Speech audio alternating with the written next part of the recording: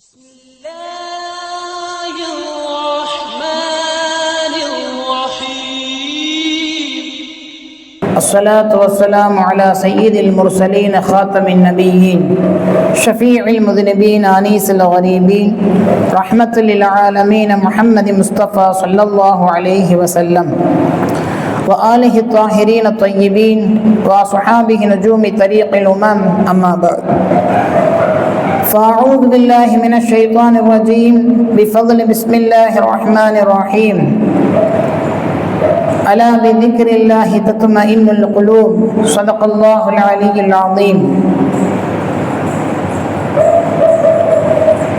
அளவற்ற அருளாளனும் நிகரற்ற அன்புடையவனுமாகிய அல்லாஹ்வின் பேரருளால் ஆரம்பம் செய்கின்றேன். சாந்தியும் சமாதானமும் சர்தார் நபி முஹம்மது முஸ்தபா ஸல்லல்லாஹு அலைஹி வஸல்லம் அன்னார்கள் மீதும் அன்னார்களின் அடிச்சுவடுகளை அயராமல் பின்பற்றிய உத்தம சத்திய சஹாபாக்கள், தாபிஈன்கள், தபஅ தாபிஈன்கள், வலிமார்கள், ஷுஹதாக்கள், ஸாலிஹீன்கள், நாதாக்கள், நல்லடியார்கள், அல்லாஹ்வுடைய பள்ளியில் அமர்ந்திருக்கும் இன்னும் வர இருக்கும் நம்முடைய உபதேசங்களை கேட்கக்கூடிய அனைத்து நபர்கள் மீதும் அல்லாஹ்வுடைய வற்றாத கருணையும் சாந்தியும் சமாதானமும் என்றென்றும் நின்றும் நிலவட்டுமாக. ஆமீன்.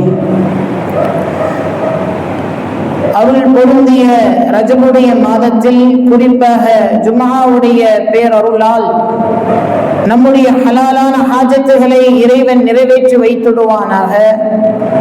பலா முசீபத்துக்கள், ஆபத்துக்கள், திடீரென்ற மரணங்கள், தீராத நோய்கள், விபத்துக்கள், கெட்ட மரணங்களில் இருந்து இறைவன் நம்மையும் நம் சமூகத்தையும் சந்ததிகளையும் பாதுகாத்துடுவானாக என்று துஆவோடு ஒரு சில வார்த்தைகளை இங்கே நினைவூட்டுகிறோம்.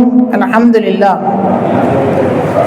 கண்ணியத்திற்குரிய அன்பான இஸ்லாமிய சொந்தங்களே, அல்லாஹ் தஆலா மனிதனை படைத்து மனிதனுடைய உடம்புக்குள் ஏராளமான ஆச்சரியத்தை ஏற்படுத்தக்கூடிய உறுப்புகளை அல்லாஹ் வைத்திருக்கிறான். மனிதன் பார்ப்பதற்கு கண்ணை வடிவமைத்திருக்கிறான், கேட்பதற்கு காதை அமைத்திருக்கிறான், பேசுவதற்கு நாவை ஏற்படுத்தியிருக்கிறான். மனிதன் எதை சாப்பிட்டாலும் அது அவனுக்கே தெரியாத விதத்தில், இலகுவான விதத்தில் அது ஜீரணித்து வெளியே நஜீஸாகி போகக்கூடிய அளவிற்கு மனிதனுடைய ஒவ்வொரு உடலில் இருக்கக்கூடிய அத்தனை அசைவுகளும், சதைகளும், எலும்புகளும், நரம்புகளும் அதை சிந்தித்தால் இறைவனுடைய வல்லமை, ஆற்றலை ஒருவன் புரிந்து கொள்ள முடியும்.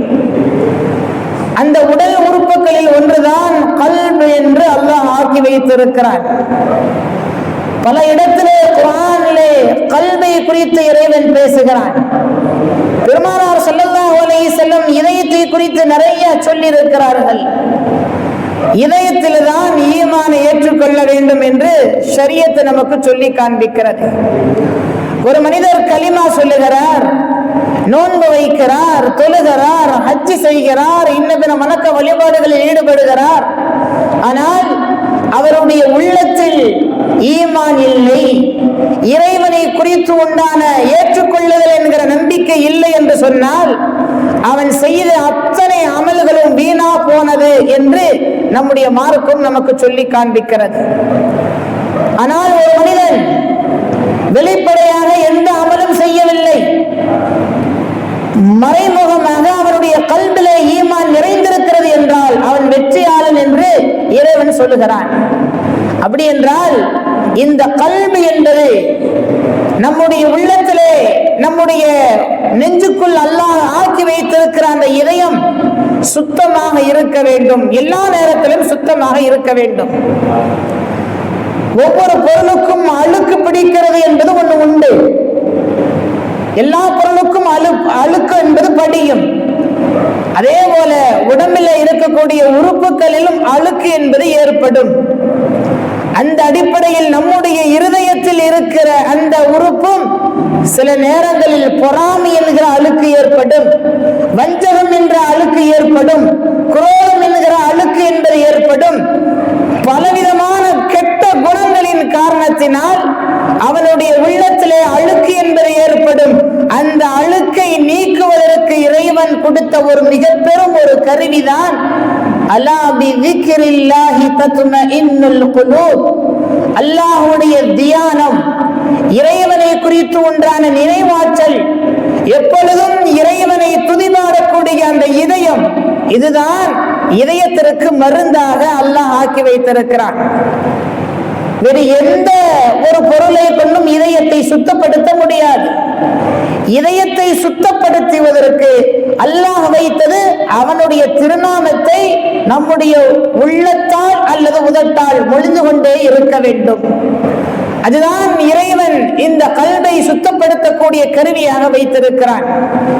அது மாத்திரமல்ல, ஒரு மனிதன் இறைவனை குறித்து திக்ர் செய்வதால் அல்லாஹ்வுடைய நெருக்கத்தை அல்லாஹ்வின் பக்கம் அவனை இழுத்து செல்லக்கூடிய மிக பெரும் ஒரு கருவி அல்லாஹ்வை நினைப்பது, அல்லாஹ்வை நினைத்து திக்ர் செய்வது. திக்ர் செய்து கொண்டே இருக்க வேண்டும். எந்த உள்ளம் அல்லாஹ்வுடைய நினைவை விட்டும் கொஞ்சம் பாராமுகமாக இருக்கிறதோ, சிந்திக்காமல் இருக்கிறதோ, யோசனையில் அப்பாற்பட்டு இருக்கிறதோ, அந்த கல்வி வீணா போன கல்வி என்று நம்முடைய மார்க்கம் சொல்லுகிறது. சாதாரணமாக உலகத்தினுடைய நடைமுறையிலேயே இதயத்தினுடைய ஃபங்க்ஷன் இல்லைன்னா கொண்டு போய் நம்மளை கபரில் அடக்க பண்ணிடுவாங்க. இதுதான் இதய துடிப்பு ஒரு மனிதனிடத்தில் இல்லை என்றால் அவன் மண்ணுக்கு மேல் வாழ்வதற்கு தகுதி இல்லை என்று முடிவு செய்கிற மனிதன், இந்த இதய துடிப்பில் இறைவன் இல்லை என்றால் அல்லாஹ் ஒரு ஏற்பாடு செய்திருக்கிறான். என்ன ஏற்பாடு? அவன் இருந்தும் இல்லாததை போல, அவன் இருந்தும் வாழ்வதும் அவன் செத்த பிணத்திற்கு சமம். ஹதீஸில் அப்படிதான் சொல்லப்படுகிறது. எந்த உள்ளம் இறைவனை துதிபாடுகிறதோ அந்த உள்ளம் உயிரோட்டு உள்ள உள்ளம். எந்த உள்ளம் இறைவனை அவனுடைய சிந்தனையில் இருந்து மறந்து வாழுகிறதோ அது உயிரற்ற செத்த பிணமான உள்ள உள்ளம் என்று பெருமானார் ஸல்லல்லாஹு அலைஹி வஸல்லம் சொல்லி காண்பிக்கிறார்கள். அப்படி என்றால் நம்முடைய எல்லா நேரத்திலேயும் அல்லாஹ் அப்படிங்கிற அந்த விக்கிர நினைவோடு நாம் வாழ்வதற்கு முயற்சிக்க வேண்டும். ஒரு மனிதன் தொடர்ந்து இறைவனை குறித்து விக்கிரிலே இருப்பானேயானால் அவன் இறைவனை குறித்து உண்டான மாரிஃபத் என்கிற பேர் ஞானத்தை அவன் அடைந்து கொள்வான். ஒரு மனிதனை பத்தி நம்ம தெரிஞ்சுக்கணும்னா சாதாரணமாக அவரிடத்துல 2 வார்த்தை பேசினால் அவரை குறித்து உண்டான விஷயத்தை நம்மால் தெரிந்து கொள்ள முடியாது. அவரோடு நெருங்கி பழகணும், அவரிடத்துல கொடுக்கல் வாங்கல் வைத்து பழகணும், அவரோடு சஃபர் செய்து பழகணும், அவரோடு தங்கி இருக்கணும். எல்லாம் ஒருவரோடு ஒருவன் இணைந்திருந்தால் தான் அவருடைய குணத்தை பற்றி நாம் தெரிந்து கொள்ள முடியும். அப்படித்தான் இறைவனும். நம்முடைய கல்வி இறைவனோடு ஒன்று போய் இருக்க வேண்டும். எல்லா நேரத்திலேயும் எல்லா நிலைகளிலேயும் அல்லாஹ் அல்லாஹ் என்கிற வார்த்தை நம்முடைய உள்ளத்திலே ஆழ்ந்து பதியக்கூடிய நேரத்தில் தான் அல்லாஹ்வுடைய அசல் தன்மை, அல்லாஹ்வுடைய சிஃபாத்துகள், அல்லாஹ்வுடைய ராத்தியத்தான விஷயத்தை குறித்து இறைவன் நம்முடைய உள்ளத்தில் உதிக்க செய்வான். குர்ஆன்ல இருக்கிறது அல்லாஹ், ஹதீஸ்ல உண்டு அல்லாஹ். ஆனால் வெறுமனே வார்த்தை வரிகள் மாத்திரம் வைத்து இறைவனை புரிந்து கொள்ள முடியுமா என்றால் நிச்சயம் முடியாது. அல்லாஹ்வோடு நெருக்கத்தை அடைந்தால் மாத்திரமே இறைவனை குறித்து நாம் விளங்க முடியும். அல்லாஹ்வுடைய நெருக்கம் அடைவதற்கு நம்முடைய கல்வால் இறைவனை துதிபாட வேண்டும், அதிகம் ஞானத்தில் இருக்க வேண்டும், திக்ரிலே இருக்க வேண்டும். இன்னைக்கு ஏகப்பட்ட நபர்கள் கவலையிலே வாழக்கூடிய நிலை. அது காசு உள்ளவர்கள், காசு இல்லாதவர்கள், பணக்காரர்கள், ஏழைகள், எல்லா நிலைகளையும் இருக்கக்கூடியவர்கள்.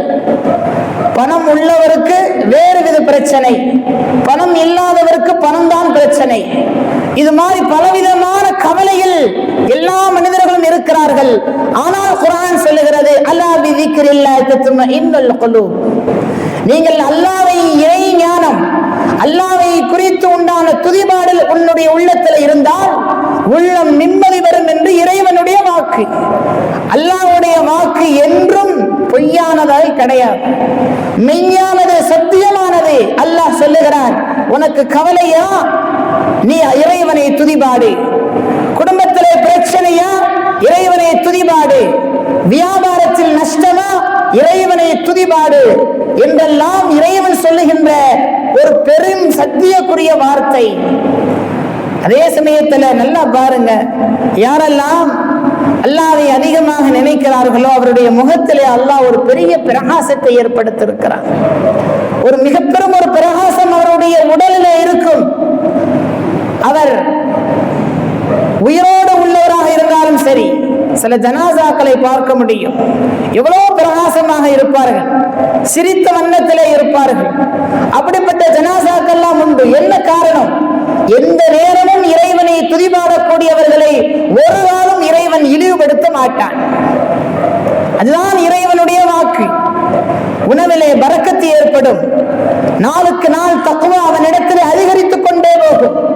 இறைவனை எந்த அளவிற்கு நாம் துதிபாடுகிறோமோ, விக்ருகள் செய்கிறோமோ, அந்த அளவிற்கு நம்முடைய ஈமானினுடைய தரஜாக்கள், அந்தஸ்துகள் கூடிக்கொண்டே போகும். ஈமான் அதிகரிப்புமையானால் நம்மிடம் இருந்திருக்கக்கூடிய சின்னஞ்சிறிய பாவங்கள் கூட அப்படியே நம்மளை விட்டும் தூரமாகி போய்விடும். நமக்கு சில நேரத்தில் தெரியாமல் கூட நாம் சில பாவங்கள் செய்வது உண்டு. அப்படிப்பட்ட பாவத்தை கூட இறைவன் நம்மை பாதுகாப்பான். ஹதீஸிலே பதிவு செய்யப்பட்ட செய்தி, யார் இறைவனை நினைக்கிறார்களோ, கல்பால், உதட்டால், உடல் உறுப்புகளால் யார் அல்லாஹ்வை தியானம் செய்கிறார்களோ, விக்ர் செய்கிறார்களோ, அவர்களிடத்திலே வானவர்கள் முசாஃபகா செய்கிறார்கள். பெருமானார் ஸல்லல்லாஹு அலைஹி வஸல்லம் சொல்லி காட்டுகிறார். ரஹமத்துக்குரிய வானவர்கள் நம்மிடத்திலே கையை பிடிக்கிறார் என்றால் கொஞ்சம் யோசிக்க வேண்டும்.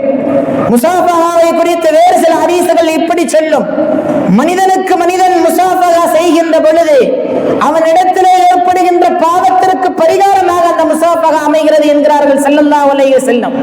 அப்படி என்றால் மனிதனுக்கு மனிதன் முசாஃபகா செய்கிற பொழுது அல்லாஹ் நம்முடைய பாவத்தை மன்னித்து உயர்ந்த அந்தஸ்தை நமக்கு தருகிறான் என்றால், வானவர்களுடைய முசாஃபகாவில் எவ்வளவு பெரிய அந்தஸ்து இறைவன் வைத்திருக்கிறான் என்பதை இங்கே புரிய வேண்டும். ஒரு ஹதீஸ் இப்படி இடம்பெறுகிறது. வானவர்கள் இந்த உலகத்தை சுற்றி வந்து கொண்டிருப்பார்கள்.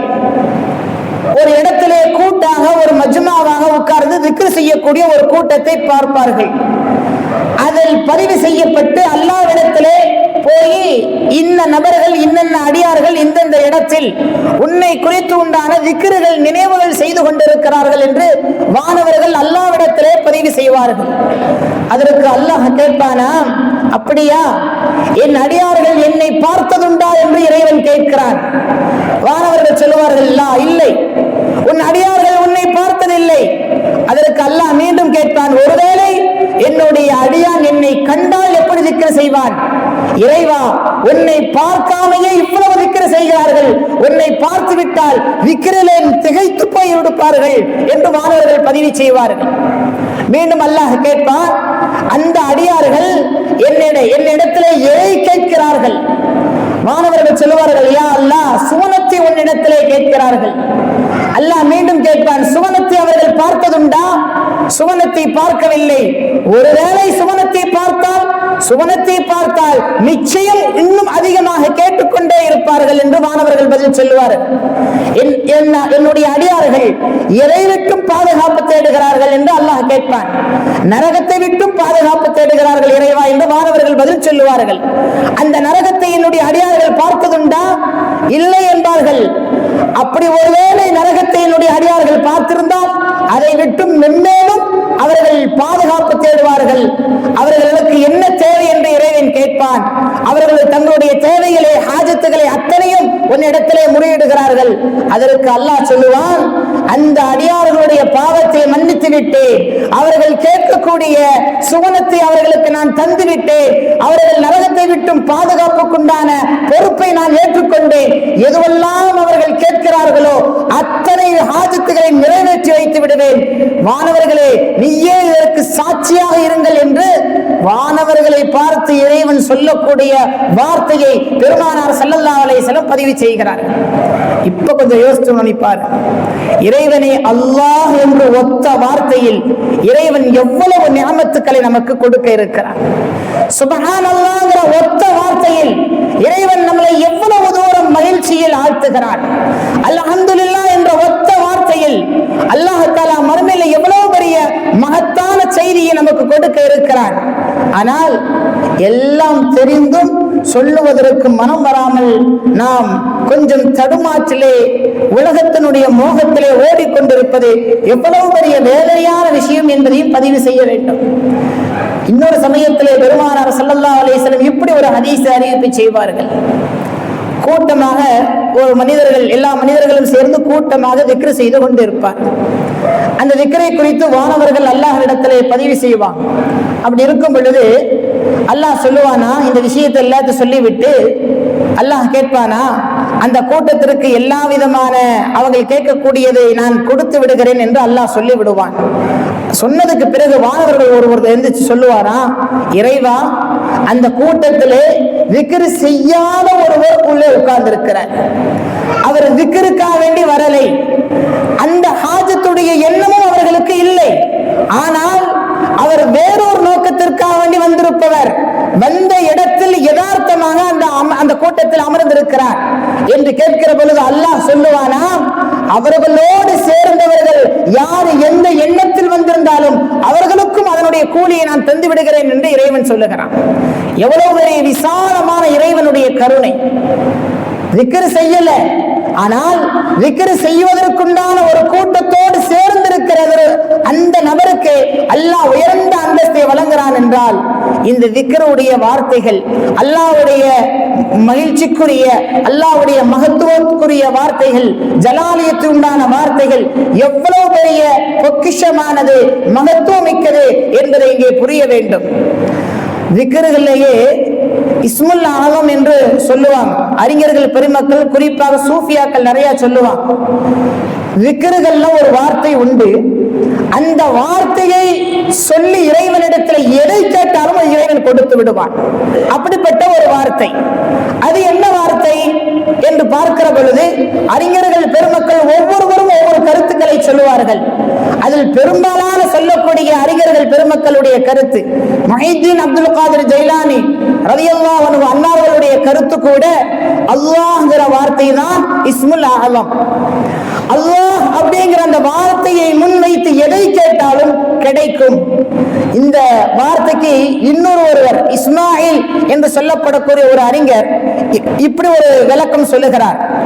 அல்லாஹ் அப்படிங்கிற வார்த்தை இஸ்முல் ஆலம் தான், ஆனால் அதை எப்படி சொல்ல வேண்டும் என்ற விதத்தோடு சொன்னால்தான் அது இஸ்முல் ஆலம். வெறுமனே அல்லாஹ் அல்லாஹ் என்று சொன்னால் இஸ்முல் ஆலம் ஆகாது. அது எப்படி சொல்லப்பட வேண்டும்?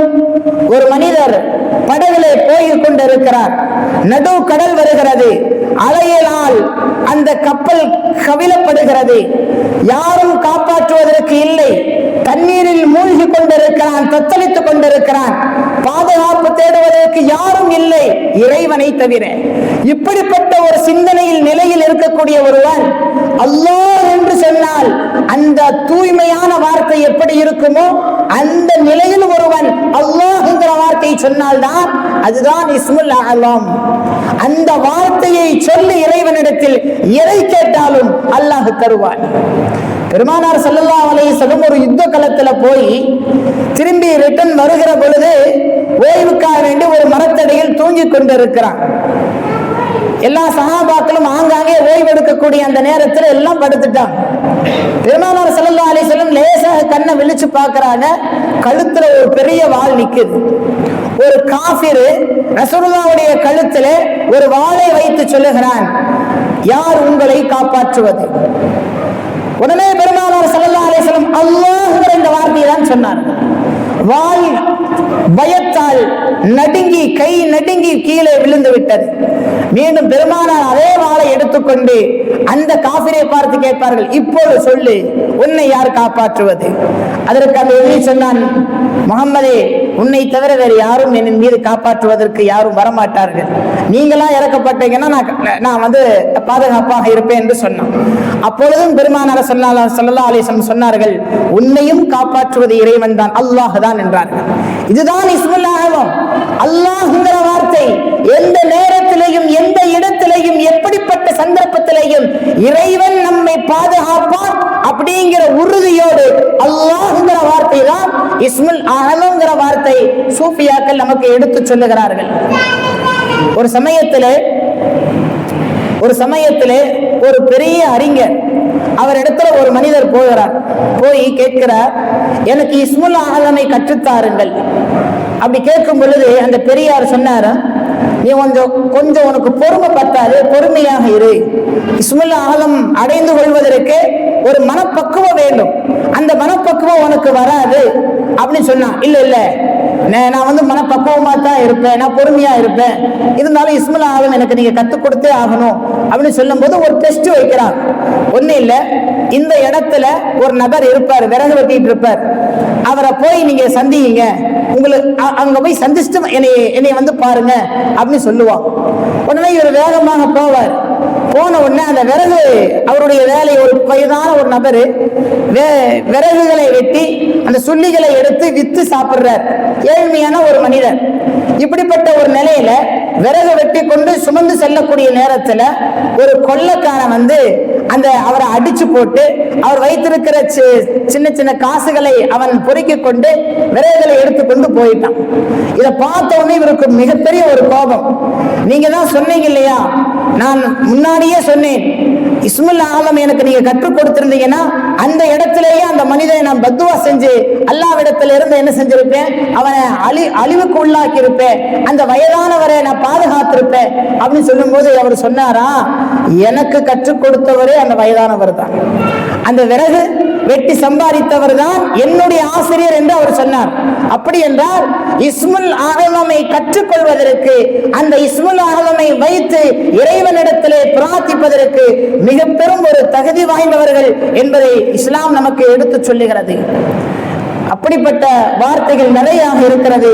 அதில் ஒன்றுதான் சொல்லுவார்கள் பெருமானார் ஸல்லல்லாஹு அலைஹி வஸல்லம், அஃலவு ذிக்ரி லா இலாஹ இல்லல்லாஹ், அஃலவு ذிக்ரி லா இலாஹ இல்லல்லாஹ், அல்லாஹ்வுடைய தியானத்தினுடைய வார்த்தையில் மிகச் சிறந்தது இந்த கலிமா, லா இலாஹ இல்லல்லாஹ் என்கிற கலிமா தான்.